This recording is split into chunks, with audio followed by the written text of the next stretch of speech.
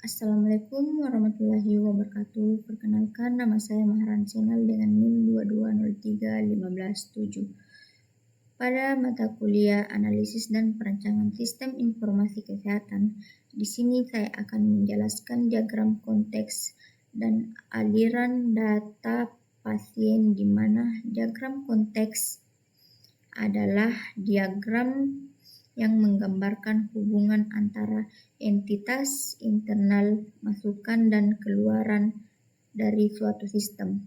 Di sini saya akan menggunakan komponen Demarco-Jordan, di mana bentuk oval adalah proses, yaitu transportasi masukan menjadi keluaran.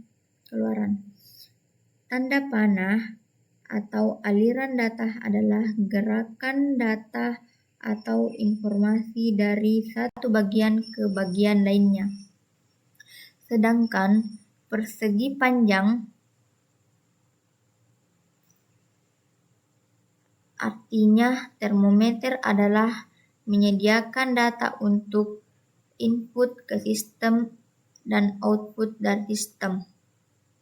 Yang pertama, saya akan menjelaskan diagram konteks informasi rawat jalan. Di sini ada 4 bagian, yaitu TP2RJ. Kemudian kita masukkan identitas pasien, lalu kita penerimaan pasien, kemudian kita kembalikan ke sistem informasi. Kemudian kita beralih ke polik, yaitu ada beberapa polik, yaitu polimata, anak, interna, dan kulkel, dan lain-lainnya. Kemudian kita ke apotik, lalu kemudian kita oper ke kepala rekam medis, yaitu kunjungan rawat jalan, diagnosa pasien, jenis pembayaran, pelayanan rawat jalan, dan lain-lain. Inilah isi pada kepala rekam medis rawat jalan. Kemudian yang kedua yaitu sistem informasi rekam medis atau untuk data registrasinya. Sistem informasi rekam medis ini kita ke TPRI atau tempat pelayanan rawat inap, yaitu ada data registrasi.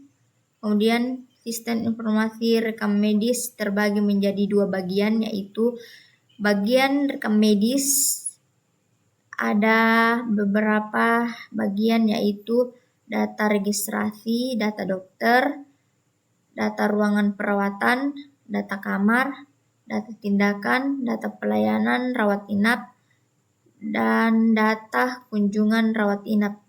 Dan yang kedua yaitu kepala rekam medis yang berisikan laporan registrasi pasien, laporan diagnosa pasien, laporan jenis pembiayaan, laporan 10 besar penyakit pada rumah sakit tersebut. Yang ketiga yaitu sistem informasi penerimaan pasien rawat darurat atau dinamakan TPP rawat darurat atau TP2RD. Identitas pasien penerimaan atau penerimaan pasien kita masukkan ke sistem informasi pasien rawat darurat. Terbagi menjadi 2 yaitu IGD. Kemudian kita ke apotik dan kepala rekam medis. Dan kepala rekam medis pada bagian rawat darurat yaitu ada pelayanan rawat darurat, kunjungan rawat darurat, jenis pembayaran, dan pemberian obat. Kemudian kita masuk di AHRD.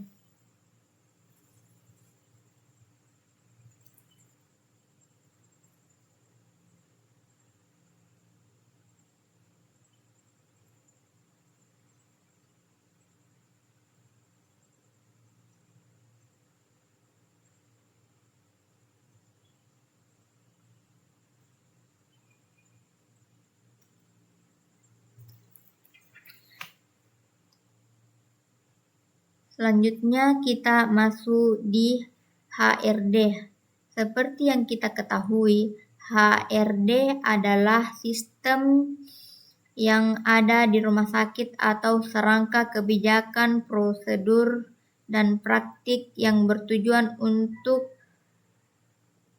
mengawasi sumber daya manusia di rumah sakit dengan efektif.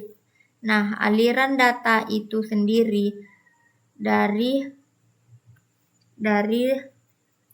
registrasi dan pengelolaan karyawan, kemudian pengelolaan absensi dan jadwal, kemudian perhitungan gaji kompensasi, lalu pengajuan cuti dan izin, dan evakuasi kinerja karyawan. Selanjutnya, alur data pasien. Pada tempat penerimaan pasien rawat darurat, khususnya untuk pasien datang dalam keadaan kecelakaan, sehingga keluarga atau teman melakukan registrasi, kemudian melakukan penerimaan pasien. Setelah itu, pasien dikirim ke IGD. Setelah melakukan pemeriksaan dan insentif, maka kita ke TP2RI atau tempat penerimaan pasien rawat inap. Setelah itu, kita ke ICU melakukan pemeriksaan lebih lanjut dan menemukan patah tulang, sehingga dibawa lagi ke pemeriksaan radiologi. Pasien disarankan untuk melakukan operasi. Setelah melakukan operasi, ternyata operasi pasien tersebut gagal sehingga pasien dimasukkan ke kamar jenazah. Semua datanya akan terkumpul kembali ke rekam medis. Rawat jalan, di mana di sini penerimaan pasien rawat jalan. Pasien datang dengan kasus ingin ke Polimata, misalnya,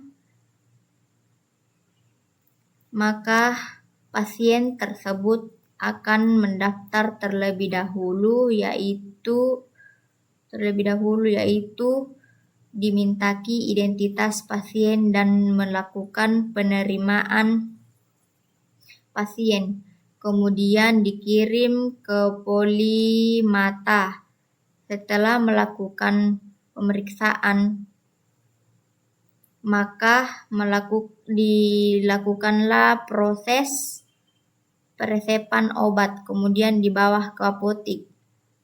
Setelah ke apotik, data-data pasien tersebut akan dimasukkan ke rekam medis. Kemudian alur rawat inap. Di sini tempat penerimaan pasien rawat inap, di mana kasus pasien ingin melahirkan sehingga pasti akan melakukan identitas, kemudian penerimaan pasien, kemudian dikirim ke kamar bersalin. Setelah melahirkan, ibu dikirim ke kamar nifas dan bayinya dikirim ke ruang NICU. Kemudian melakukan pengambilan obat di apotik. Kemudian data-data pasien tersebut dimasukkan ke rekam medis. Contoh kasus yang kedua yaitu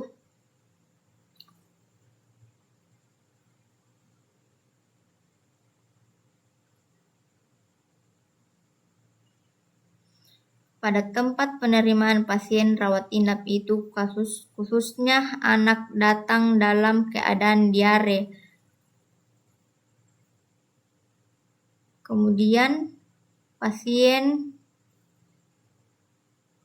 dimasukkan ke PICU untuk melakukan pemeriksaan fisis sehingga dimasukkan ke laboratorium, setelah itu ke apotik. Setelah penerimaan resep obat,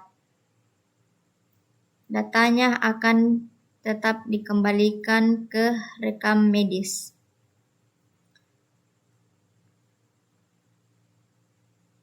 Selanjutnya, alur yang ketiga yaitu TP2RI, yaitu pasien COVID. Didaftarkan terlebih dahulu seperti identitas pasien dan melakukan penerimaan pasien. Setelah itu, pasien COVID diisolasi.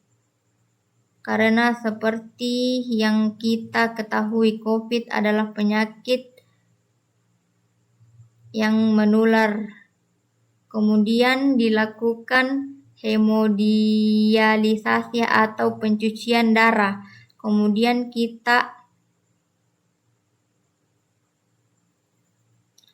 memberikan resep obat, lalu membawanya ke apotik, dan datanya dikirim ke rekam medis. Itulah tadi yang sempat saya jelaskan. Assalamualaikum warahmatullahi wabarakatuh.